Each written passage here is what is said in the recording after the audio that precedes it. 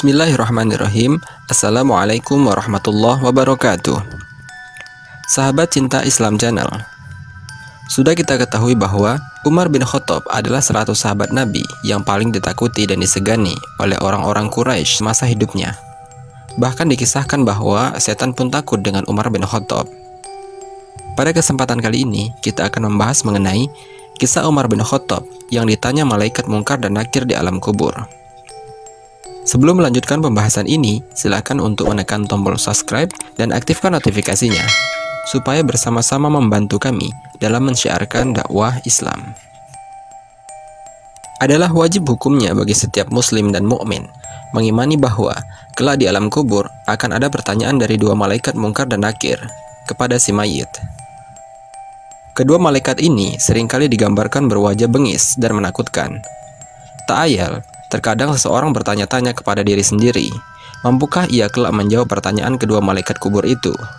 Sedangkan, melihat fisik keduanya saja sudah terbayang-bayang begitu menakutkan. Lain halnya dengan Sayyidina Umar bin Khattab, ketika Rasulullah SAW menjelaskan bagaimana wujud fisik menyeramkan malaikat mungkar dan nakir. Sahabat yang ditakuti setan itu justru seakan-akan hendak melawannya. Imam Jalaluddin As-Sayuti dalam kitabnya Al-Hawi lil Fatawi menuliskan sebuah riwayat dari Ajazuli dalam kitabnya Syahrul Risalah, bahwa ketika Rasulullah SAW berbicara kepada para sahabat perihal mungkar dan nakir, digambarkan malaikat mungkar dan nakir akan mendatangi seorang mayit di kuburan dalam bentuk yang begitu menyeramkan, berkulit hitam, bengis, keras, dan sifat-sifat buruk dan sangat menakutkan. Lalu kedua malaikat itu akan menanyai si mayit.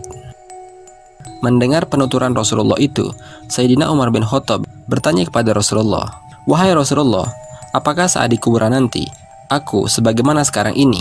Rasulullah menjawab, "Iya, betul. Kalau begitu, demi Allah, aku akan melawannya." Konon, ketika Sayyidina Umar bin Khattab meninggal dunia, putra beliau yang bernama Abdullah bermimpi bertemu dengannya. Dalam mimpi itu, Abdullah menanyakan ihwal bapaknya di alam kubur. Oleh Umar, pertanyaan anaknya itu dijawab, "Aku didatangi dua malaikat. Keduanya bertanya kepadaku, 'Siapa Tuhanmu?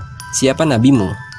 Lantas aku menjawab, 'Tuhanku adalah Allah Subhanahu wa Ta'ala, dan nabiku adalah Muhammad Shallallahu Alaihi Wasallam.'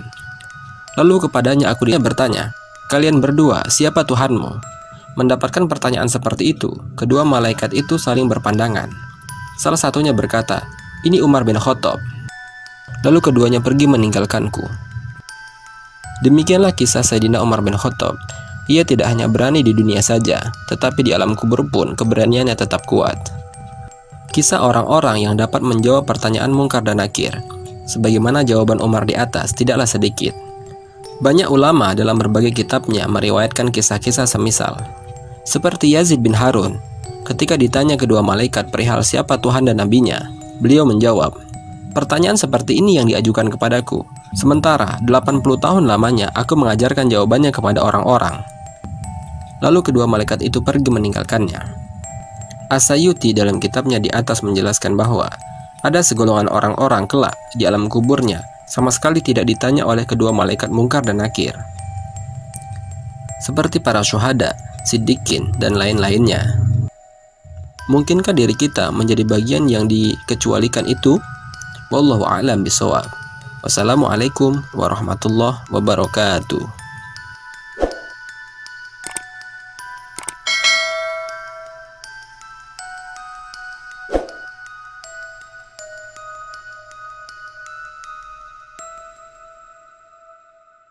Syukran ya Rabbi, syukran.